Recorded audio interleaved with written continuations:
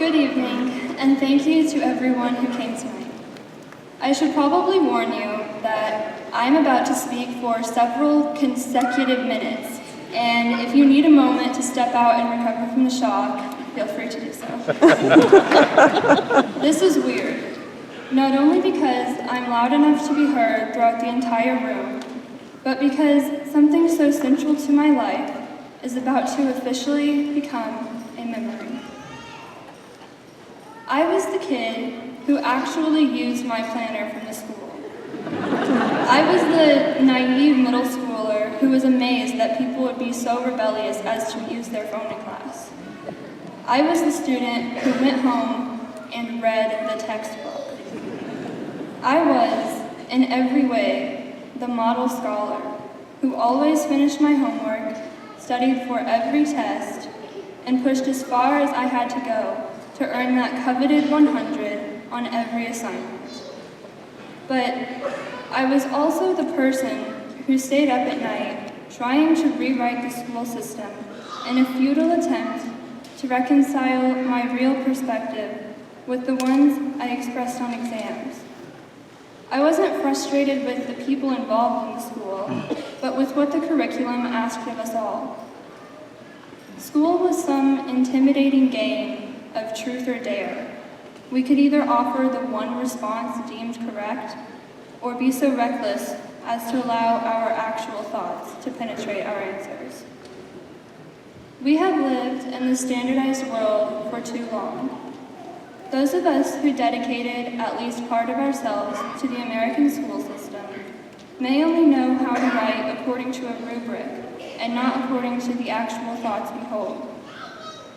We've been stuck in a system that viewed us as a test result, and some of us didn't learn how to value ourselves.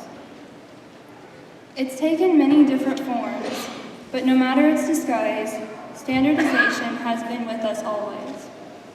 It was coloring inside the lines, then tax tests, then STAR. Some of us were forced through the College Board's definition of satisfactory through AP classes, and almost all of us were stared down by the ACT and SAT. All of these different acronyms really stood for one thing: standard. Since when was perfection defined by a small group of people who didn't even attend the schools they governed? How could a person's level of education be signified by a single grade point average? What was this world of standardization to which the entirety of a nation's student body was subjected, and why did we think it could label us? As a student asked to act according to the whims of this textbook-driven, rubric-obsessed world, most of the time I spent brainstorming on essays and asking Google all the things I couldn't find in my notes. I found my mind wandering into a hypothetical debate with the school system. A few times, I even researched the thought process behind the grading system and time tests, only to become more frustrated. I could not understand how a 30-minute writing session on a topic no one in the class actually comprehended could be used as a measure of our writing abilities. All too often, our pages were filled with not what we wanted to say, but what they wanted to hear.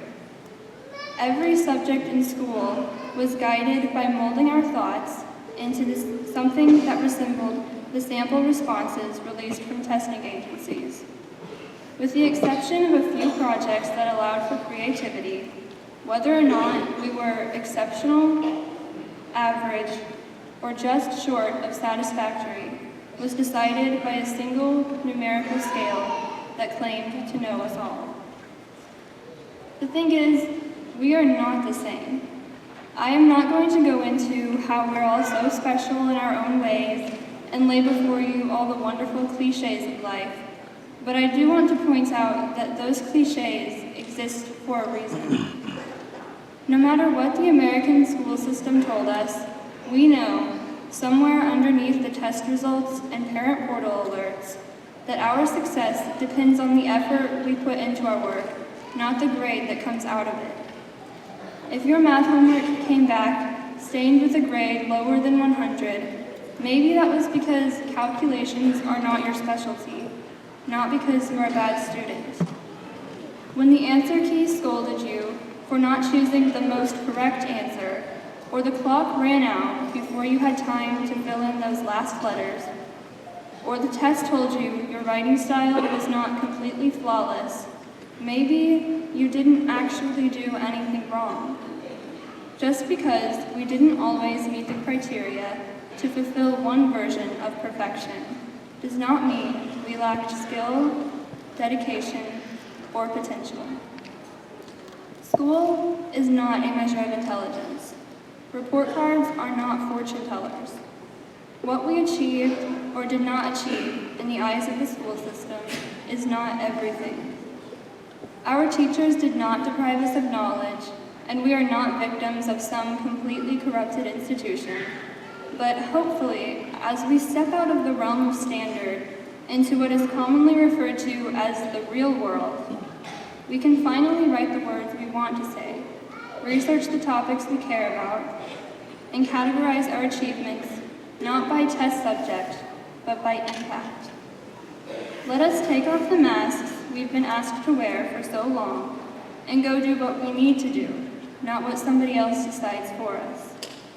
We can thank our teachers for managing to instill in us some knowledge beyond the textbook's words and allow life experiences to educate us in a way that isn't mandated by a statewide exam. Let's find something greater than a GPA to list on our resumes. I must admit, being my organized self, I will still be careful to color inside the lines, but I am ready to see the drawings of those who don't. Hopefully I haven't sounded bitter or accusatory. I want us all to remember our experiences and lessons we've gained throughout school and Salina.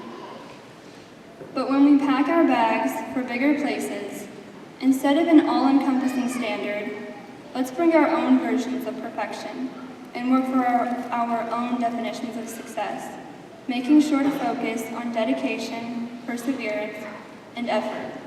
Class of 2016, we are entering a world with many correct and incorrect answers, and in this next stage of our lives, we are allowed to decide what falls in which category, and I can't wait to see your decisions.